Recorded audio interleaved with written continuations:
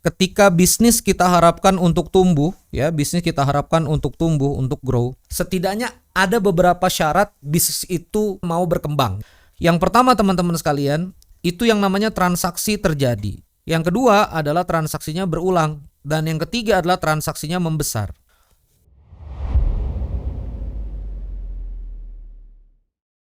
A'udzubillahi minasyaitonirrajim. Bismillahirrahmanirrahim. Assalamualaikum warahmatullahi wabarakatuh. Alhamdulillahirabbil alamin. Allahumma shalli ala sayidina Muhammad wa ala ali sayidina Muhammad. Rabbi shrah li sadri wa yassir li amri wahlul 'uqdatam min lisani yafqahu qawli. Rabbi anzilni munzalan mubarakan wa anta khairul munzilin. Shadaqallahul adzim. Alhamdulillahirabbil alamin. Kita berjumpa lagi dalam episode 26 Quranic Insight for Entrepreneur, ya. Ini kita niatkan belajar Al-Quran, kita niatkan juga bersamaan satu tarikan nafas dengan belajar bisnis, belajar manajemen. Semoga Allah Subhanahu wa taala mengaruniakan kita banyak kebaikan. Yang lagi bisnis, semoga bisnisnya laris. Yang lagi Allah karuniakan masalah, semoga Allah juga karuniakan banyak jalan keluar, ya. Semoga yang sedang berbisnis ketemu bisnis model terbaik, ya, ketemu kemudian ilham terbaik, ketemu ide dan gagasan terbaik untuk masuk pada market. Amin ya Allah ya rabbal alamin. Baik, tema besar pada episode 26 kali ini, sahabat-sahabat sekalian, saya akan berbicara tentang flywheel marketing ala Nabi Yusuf alaihissalam. Jadi lagi rame nih teoritik di dunia manajemen, ada yang namanya flywheel marketing, dianggap sebagai keilmuan mutakhir hari ini. Ya, saya izin ini juga menyebut guru-guru saya, Mas Aris Diansah, Mas Saiful, ya, kawan-kawan dari Evapora nih yang juga konsultatif inbound marketing, ya, yang juga sering bicara tentang inbound marketing. Saya izin ini membahas topik dari guru-guru saya terkait dengan flywheel marketing yang kita bisa mengambil pelajarannya sebenarnya dari 14 abad yang lalu. Jadi saya berharap pengajaran kita pada kesempatan kali ini nanti juga bisa menjadi tambahan dari topik-topik flywheel marketing. Oke, saya ingin masuk pada topiknya. Kawan-kawan sekalian yang dimuliakan Allah Subhanahu wa taala, jadi begini, ya.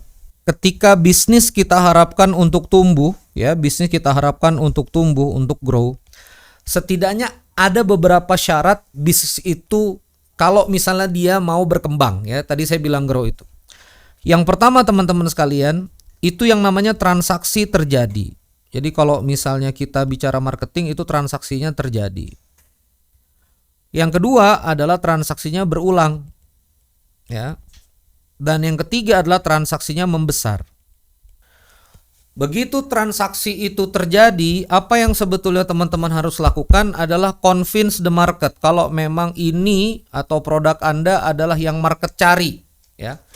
Sesuatu itu dibeli kalau misalnya market itu yakin, market itu yakin, oh ini produk yang kemudian bisa memenuhi kebutuhan saya. Tapi kemudian kapan market itu bisa kemudian berulang, ya, berulang dia beli lagi, ketika dia satisfy itu puas. Kalau bahasa kita meet the expectation. Jadi meet the expectation. Apa itu meet the expectation? Meet the expectation artinya ini ada penjual, ini ada pembeli. Apa yang kemudian dijanjikan ketemu antara harapan si pembeli, ya, antara harapan si pembeli, harapan, saya pakai warna yang lain, izin. Nah, ini ada harapan, ya. Harapannya apa? Lalu kemudian penjual bisa ngasih servisnya, ya. Penjual bisa ngasih servisnya. Harapannya apa? Penjual kemudian bisa ngasih servisnya nih, atau layanannya. Nah, ini namanya meet the expectation, dia satisfy. Nah, permasalahan teman-teman sekalian, kalau transaksi terjadi kemudian lalu berulang dan hanya itu saja yang terjadi, maka bagaimana kemudian bikin supaya membesar? Nah, membesar ini teman-teman sekalian, yang terjadi bukan hanya pelanggan yang tadi puas, tapi pelanggan yang tadi ngajak temennya. Kalau kita bahasa Jawa menyebutnya getok tular, ya. Jadi kemudian word of mouth, kita menyebutnya word of mouth. Kita menyebutnya referral. Bahwa kita butuh market, kita butuh pembeli yang sudah merasakan positifnya dari layanan kita, itu kemudian dia merekomendasikan kepada yang lain. Maka di sini nggak cukup dia yakin, nggak cukup dia satisfied, dia harus delight. Delight itu artinya betul-betul puas banget, ya. Kalau saya menggambarkan garis harapan, ya, kalau tadi itu saya menggambarkan garis harapan, teman-teman, ini adalah harapan, ya. Ini adalah harapan. Nah, kalau misalnya yang namanya satisfy itu di sini posisinya, sesuai sama harapannya, exact, ya, meet the expectation, sesuai, kena sama harapannya. Kalau misalnya kecewa itu di sini, ini kecewa, ini below the expectation, di bawah harapan. Nah, tapi kalau misalnya orang mau delight, teman-teman sekalian, dia harus beyond the expectation. Apa itu beyond the expectation? Di atasnya harapan. Saya nggak nyangka loh dia kasih bonus, saya nggak nyangka loh dia kasih hadiah, saya nggak nyangka loh secepat ini. Ekspektasinya 5 hari. Kalau selesai 8 hari, below the expectation. Tapi kalau selesai 3 hari, wah ternyata cepat ya. Nah, itu delight. Orang akhirnya delight. Orang akhirnya puas, ya. Promisingnya low, tapi kemudian delivery-nya di atas. Nah, ini adalah konsep yang kemudian kita pahami. Nah, karena itu, ya, orang kemudian mau merekomendasikan. Sekarang kita lihat apa hubungannya dengan kisah Nabi Yusuf alaihissalam. Maka coba kita lihat-lihat, ya, di sini. Quran surah nih saya coba tuliskan dulu supaya teman-teman nanti bisa ngaji pelan-pelan. Dari Quran surah 12, ya. Quran surah 12 ini surah Yusuf. Ya. Kita ngaji dari ayat 36. Nah, 36 dan nanti berjalan ke ayat-ayat seterusnya. Kita buka, ya. A'udzubillahi minasyaitonirrajim. Dan teman-teman sekalian, ini adalah pendalaman dari materi episode beberapa yang lalu, beberapa episode yang lalu tentang metode scale up dari Nabi Yusuf alaihissalam. Jadi ini kita ambil lagi fragmen-fragmen. Jadi fragmennya panjang, saya sudah menjanjikan bahwa kita akan bahas fragmen di tengahnya, ya. Nah, teman-teman sekalian yang dirahmati oleh Allah Subhanahu wa taala, a'udzubillahi minasyaitonirrajim. Jadi Nabi Yusuf alaihissalam ada mengalami satu episode di penjara karena fitnah.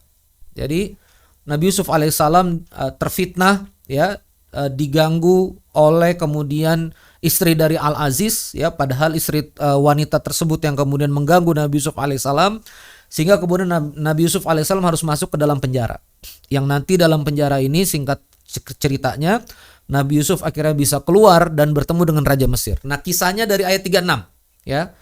Saya berharap kawan-kawan bisa sabar, kita ngaji sama-sama karena ini Quranic Insight. Jadi kita harus bedah ayatnya setahap demi setahap gitu, ya. Dan ini butuh kesabaran kita untuk sama-sama ngaji pelan-pelan. Ayat 36-nya, A'udzubillahi minasyaitonirrajim. Kawan-kawan juga boleh buka mushaf surah Yusuf ayat 36. Wa dakhala ma'ahu as-sijn, ya, wa dakhala ma'ahu sijna fatayan. Dan Nabi Yusuf masuk ke dalam, ya, jadi Nabi Yusuf ini masuk ke dalam penjara, kurang lebih begitu, ya, bersama dua orang. Nah, ini dulu, ya, kita coba lihat bahasannya. Lalu kemudian qala ahaduhuma, salah satunya ini kemudian mengatakan, ini arani a'siru khamra, aku bermimpi memeras anggur. Wa qala al-akhar, karena ada dua tadi fatayan, fata itu anak muda, fatayan dua anak muda. Wa qala al-akhar, dan orang satunya lagi, anak muda satunya lagi, ini arani ahmilu fawqa ra'si khubzan. Aku bermimpi di atas kepalaku bawa roti. Ya, ta'kuluhu tayru minhu, dan kemudian burung-burung itu memakan rotiku. Ada burung yang memakan rotiku di atas kepalaku. Maka kemudian dua dari anak muda ini yang dalam penjara mengatakan, nabi ta'wilihi inna naraka minal musinin, ya.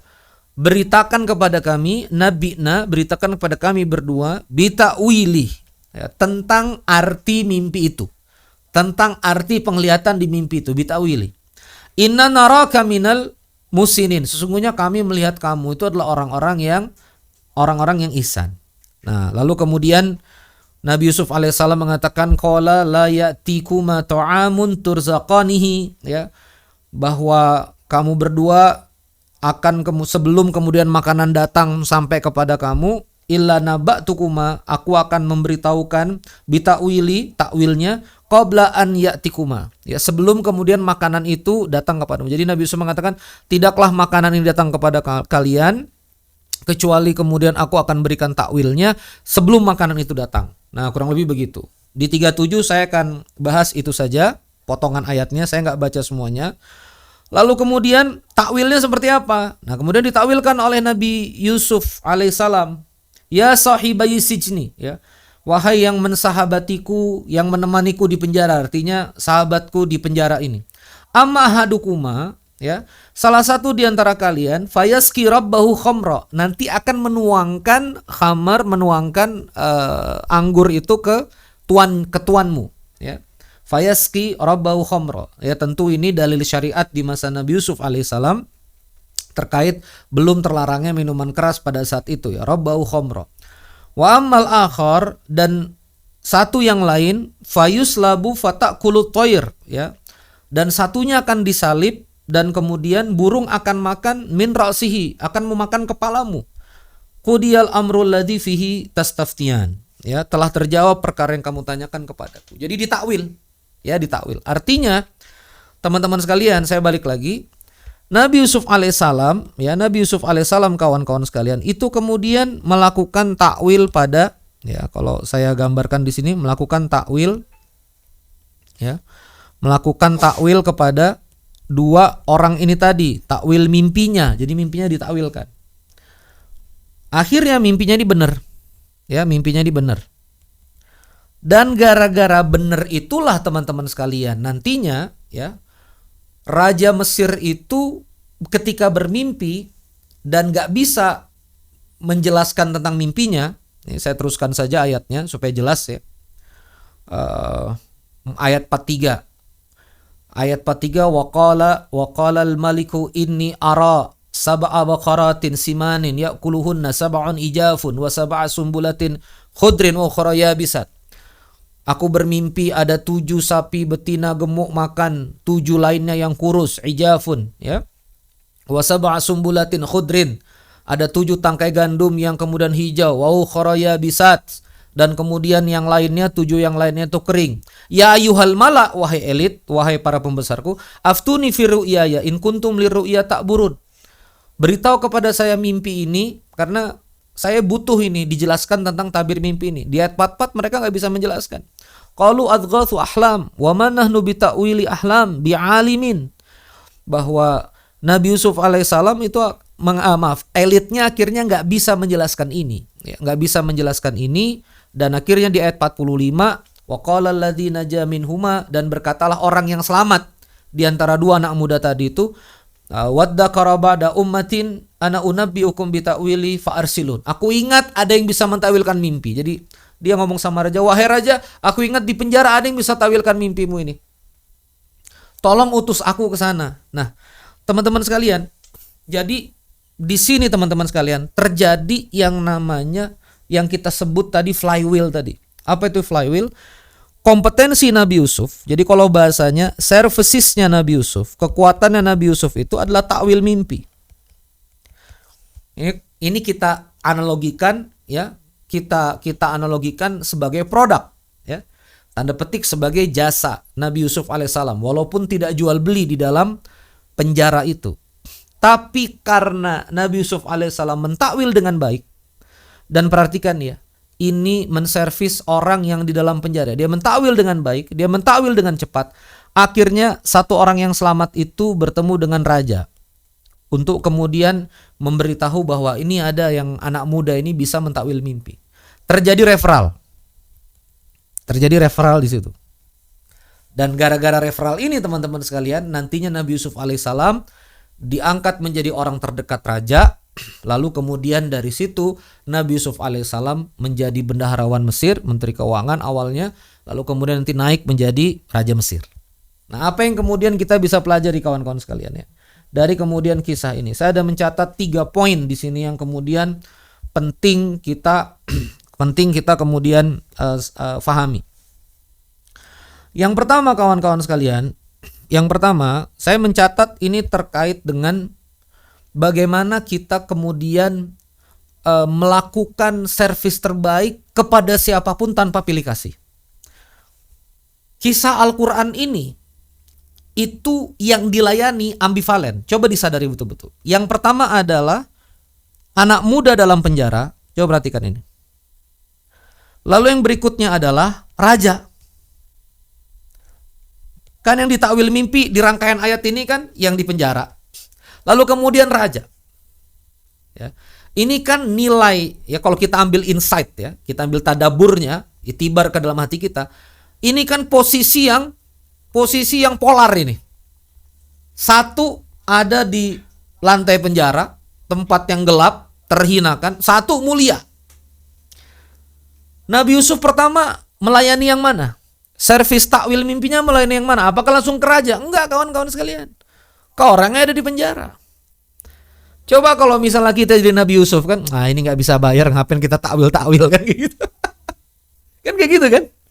Ini orang nggak bisa bayar, ngapain kita takwil mimpinya kan kayak gitu, ya kan? Ngapain, sudahlah, dia mimpi aja lah. Aku tahu sih jawabannya apa, cuma nggak usah lah kita bantuin, ngapain? Dia juga bayar nggak bisa kan, orang yang satu juga mau mati, yang satu juga ya selamat sih, cuma entahlah gimana kan gitu mikirnya kan. Tapi Nabi Yusuf alaihissalam melayani mereka. Nah ini insight teman-teman sekalian untuk kemudian yang namanya kita tuh ketika bisnis ya, kita nggak tahu growing kita nggak tahu flywheel kita, roda kita itu lewat pelanggan yang mana, kita nggak pernah tahu. Gitu loh. Bisa jadi lewat anak kecil yang kita layani, bahkan bisa jadi lewat pelanggan yang kita anggap misalnya nggak punya duit, ya, bukan segmen middle up misalnya. Ini pelanggan kayaknya uangnya juga terbatas gitu. Akhirnya kita sembarangan aja. Ya padahal dari situ bisa jadi dia adalah suruhan bosnya misalnya, kita nggak pernah tahu. Nah makanya ini konsep pertama yang ingin saya sampaikan, bahwa kita nggak boleh milih-milih customer. Kita nggak boleh milih-milih. Kesana kita service excellent, kesini kita nggak service excellent. Dan di bab poin 1 ini saya mau nambahin ya, atau enggak kita poin 2 aja deh ya, biar kemudian nggak bingung. Ini poin 1 tadi artinya saya simpulkan tidak pilih-pilih. Dan sebetulnya teman-teman kalau kita punya jasa kadang-kadang ya, atau kita punya produk ya, kadang-kadang orang bahkan mau ngetes dulu. Kadang-kadang kita di awal-awal harus mungkin nggak untung dulu. Kadang-kadang kita harus servisnya lebih ya, harus ngantar ke rumahnya, harus lebih capek, harus lebih detail ya, nggak apa-apa. Nabi Yusuf kan pertama kan nggak dapat apa-apa tuh mentakwil ya. Nanti saya akan buka beberapa ayat. Terus yang kedua, perhatikan ini, service excellence ya. Selain nggak milih-milih, servisnya excellence. Dari mana kemudian kalimat service excellence itu ada di Quran? Perhatikan di sini, ayat 37. Nah, disinilah Quranic insight. Qala la ya'tikuma ta'amun yurzaqanihi illa naba'tukuma bita'wilihi qabla an ya'tiyakuma. Intinya adalah aku akan mentakwil sebelum makanan datang. Tidaklah makanan datang kecuali aku sudah takwil sebelum kemudian makanan itu datang kepadamu. Kalau di penjara kira-kira makanan itu datang kapan? Kan begini ya. Saya mengucapkan berkali-kali ini ke teman-teman santri Quranic Insight, bahwa Al-Quran, kalimat Al-Quran itu nggak pernah iseng. Ini kok ada kalimat tentang datang takwil sebelum datang makan. Karena datangnya makanan di penjara itu fungsi waktu kan. Ya kan? Misalnya makanan datang kapan? Siang sama malam gitu, misalnya 2 kali. Itu kan menandakan fungsi waktu. Ya, karena kemudian bisa jadi penjara itu tidak masuk cahaya. Jadi untuk menandai waktu adalah datangnya makanan. Maka di situ Nabi Yusuf alaihissalam mengatakan, aku akan takwil mimpimu, atau dalam artian aku akan servis kamu, aku akan berikan produknya, aku akan layani segera sebelum makanan datang kepadamu. Artinya apa? Exact, real time. Ya kan? Sebelum datang aku akan kasih tahu. Ini service excellent. Padahal apa ini? Padahal ke penghuni penjara. Ini kita lihat. Padahal untuk apa? Penghuni penjara. Ini yang kedua. Nah, jadi mau yang kita layani nobody ya, mesti sigap teman-teman sekalian. Kalau memang bisa cepat, kenapa harus dilambat-lambatin? Ya, kalau memang ini kan orang lagi butuh layanan kita, berikan lebih cepat. Kadang-kadang ada 1-2 layanan yang kita tahu bahwa itu tuh bisa beres gitu ya. Dalam kurun waktu 1 pekan atau dalam kurun waktu 5 hari, tapi kita panjang-panjangin kan sebetulnya nggak tepat gitu ya. Saya ada satu klien di Surabaya, saya dari Surabaya diundang oleh seorang pengusaha yang akhirnya, Mas Randy saya mau konseling, cuma saya pengen coba dulu ngobrol sekali deh, habis itu kita jadwalkan lagi yang berikutnya. Saya bilang nggak apa-apa, sekali-sekali aja. Kalau memang beres sekali, kenapa harus berkali-kali? Akhirnya dari pagi sampai sore kita bongkar positioning, saya juga lihat produknya, lihat ke pabriknya, lalu kemudian melihat keunggulan dari produknya, mana produk yang best seller. Akhirnya ketahuan, oh ternyata ada satu keunggulan yang selama ini nggak dilihat, yang selama ini nggak jadi positioning, yang nggak jadi uniqueness. Ya udah, 1 hari selesai.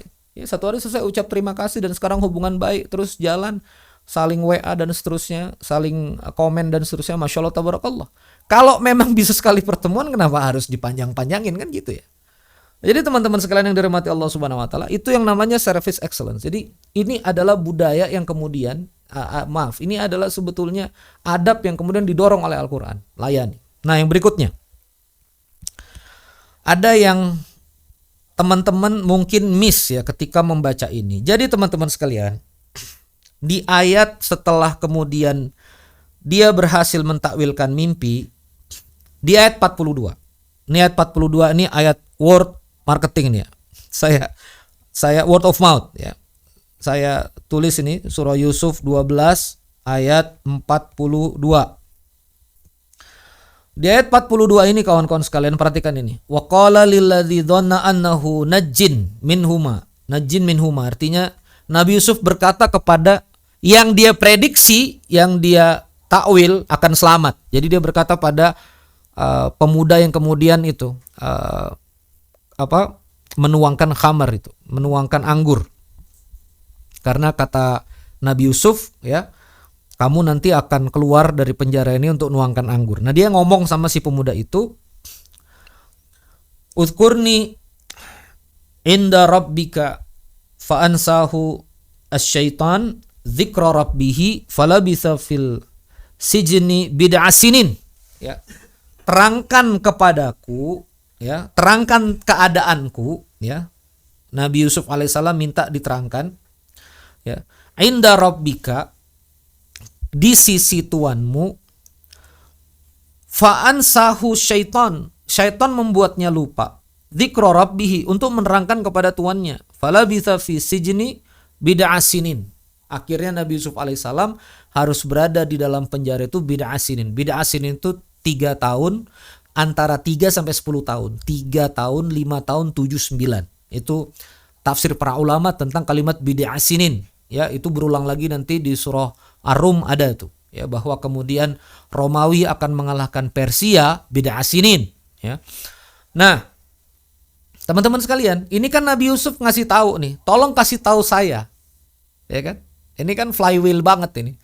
Tolong kasih tahu nih, kalau saya itu bisa melayani kalau saya itu bisa takwil mimpi. Ini Yusuf udah punya pandangan ke depan ini. Beritahu keadaanku, maksudnya keadaanku tuh beritahu bahwa aku bisa takwil mimpi, beritahu bahwa kemudian ini juga termasuk kezoliman aja yang terjadi, ini fitnah. Tapi kemudian orang ini lupa. Lupanya sampai 3, 6, 9 tahun. Nah, yang dahsyat teman-teman sekalian, Nabi Yusuf alaihissalam tetap bersabar, dan ketika bertemu dengan pemuda itu Nabi Yusuf tidak marah.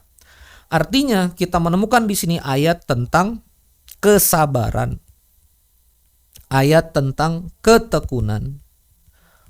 Nah, bahwa kemudian ketika kemudian teman-teman ini punya value, ya, melayani, nggak bisa langsung cepat gitu loh teman-teman sekalian. Rekomendasinya itu nanti 9 tahun. Ini mirip kayak kata Mas Indra kan, pokoknya bikin konten aja Ren, sebagus-bagus kamu bisa bikin. Kapan inflectionnya, kapan nanti kemudian anggap aja bahasanya viralnya segala macam, ya bisa jadi 3 tahun, bisa jadi 2 tahun, tapi bikin aja terus. Ya, kita lihat bid'a sinin, ya, dari kemudian di penjara itu berarti 3, 6, 7, 9 tahun. Cukup lama Nabi Yusuf alaihissalam nunggu di dalam penjara itu gitu, sampai kemudian diutuslah si anak muda tadi. Nah, di sini kita berbicara tentang gimana flywheel marketingnya Nabi Yusuf alaihissalam ini. Flywheel marketing adalah sabar dan tekun. Nah, gimana sebetulnya pola dari flywheel marketing? Ya, ini salah satu yang kemudian saya ambil di internet ya. Mudah-mudahan diizinkan. Nah, ini dia. Jadi growth di tengah, teman-teman sekalian, ada yang namanya attract. Saya bahas dulu attract. Attract strangers. Fatayan, orang asing. Kemudian orang asing itu mengatakan takwilkan mimpiku. Berarti dia attract. Apa itu attract? Tertarik dengan layanan. Mirip ya. Lalu kemudian engage, prospek. Ya. Lalu kemudian Nabi Yusuf bilang, aku akan jelaskan. Ya, aku akan jelaskan nanti sebelum makanan datang. Ya. Dan kemudian mereka berkomunikasi dan seterusnya. Terjadi engagement. Dua orang ini jadi prospek. Nggak cuma itu, lalu kemudian orang ini puas, akhirnya promoters. Apa itu promoters? Kalau di sini tadi engage prospek, ini jadi promoters ya. Ya, setelah prospek dia jadi customer, ya. Nanti ada kalimat yang menarik ini. Kalimat yang menarik kalau saya boleh sampaikan, setelah kemudian, nah ini dia kemudian tadi fa'arsilun, utuslah aku. Ini kalimatnya Yusuf ayat 46. Ayat 46 itu kalimatnya Yusuf ayuhas sidik. Saya ulangi. Yusuf ayuhas sidik. Wahai Yusuf orang yang benar. Kenapa benar? Karena takwil mimpinya terbukti. Makanya Yusuf ayuhas sidik. Itu apa berarti? Dia udah jadi customer. Jadi di customer ini nih ayat 46. Lalu kemudian delight nih jadi promoters. Jadi promoters ayat 45. Nih lihat kalimatnya promoters ya. Ayat 45. Sebentar, saya naikin ke ayat 45. Jadi promoters. Nah, ini dia. Wa qala alladziina najja minhuma waddakara ba'da ummati ana unabbiukum bita'wili. Aku beritahuan padamu ada orang yang bisa mentakwil mimpi nih wahai raja. Yang di ayat 44 elit para pembesar enggak sanggup. Qalu adghatsu ahlam. Ini cuma omong-omong kosong aja. Wa ma nahnu bi ta'wili ahlami bi'alamin. Kita enggak bisa menjelaskan ini. Ini di luar pada kemampuan kita. Ini di luar kompetensi kita. Nah, ini ilmu juga nih, ya. Para pembesar punya kompetensi yang hebat-hebat, kalah sama yang ada di penjara gitu kan, kalah sama yang di bawah. Makanya ini juga pelajaran besar buat kita. Nah, maka dari itu teman-teman sekalian, jadilah ini menjadi roda, ya. Jadilah ini kemudian menjadi roda yang bergerak, ya. Yang bergerak terus, kemudian apa? Bikin attract lagi. Coba perhatikan. Yang attract tadi pertama di sini adalah penghuni penjara. Engage, delight, siapa yang ter-attract berikutnya? Raja Mesir. Yang ter-attract di sini adalah pertama adalah Nabi Soibai Sijni, sahabatnya Nabi Yusuf alaihissalam di penjara, lalu kemudian engage, ya, jasa, delight lagi, lalu kemudian track. Yang track berikutnya siapa? Raja Mesir. Inilah flywheel marketing dalam kisah Nabi Yusuf alaihissalam. Ya, masya Allah tabarakallah, udah mau setengah jam. Semoga ini bermanfaat bagi teman-teman. Ya, jadi saya buka ini supaya kemudian nanti begitu nyampe baca surah Yusuf, wah ini nih surah bisnis. Jadi teman-teman boleh sama pelanggan, Pak kasih tahu Pak ya kalau produk kita bagus, kalau memang puas ajak kawan-kawannya kemari. Boleh, ada ayatnya. Ya. Jadi kalau misalnya kita kemudian ternyata dia nggak rekomendasiin dulu, nggak apa-apa, kita nggak usah sedih. Beda asinin. Jadi ada kebaikan yang akan tumbuh nanti 9 tahun kemudian. Ada kebaikan kepada orang yang akan nanti berbunga, yang akan nanti berbunga itu bisa salah paham ya. Yang akan nanti panen berbuah bisa jadi 6 tahun, 5 tahun, 7 tahun lagi. Beda asinin. Ya, maka bersabar kawan-kawan sekalian, tekun. Maka saya ulangi sekali lagi teman-teman sekalian, 3 hal ini. Yang pertama, jangan kita pilih-pilih orang. Yang kedua, kita service excellence ya. Service excellence teman-teman sekalian ya. Takwilnya profesional, ditakwil benar-benar, dan yang ketiga adalah kita butuh kesabaran dan ketekunan. Terima kasih, saya Randy Saputra bersama Studio Masjid Al-Fat li Tahfidzil Quran mengucapkan terima kasih. Teman-teman udah subscribe, udah like ya. Tolong juga jangan lupa untuk komen. Dan juga saya mengajak sahabat-sahabat sekalian, pertama untuk mendukung program wakaf di Masjid Al-Fat. Yang mau berwakaf silakan. Ini banyak muncul tayangan-tayangan wakaf untuk Masjid Al-Fat, karena ini pondok gratis untuk hampir 120 santri. Saat saya merekam ini 120 santri sedang belajar Quran gratis. Dan juga saya mengajak kawan-kawan untuk join di kanal WhatsApp online untuk pengusaha muslim yang ingin belajar lebih dalam lagi dan ingin engage bersama kami lebih dekat lagi, ada di description. Silakan diklik link kajian premium WRS. Terima kasih. Sekali lagi sampai jumpa di episode 27. Wassalamualaikum warahmatullahi wabarakatuh.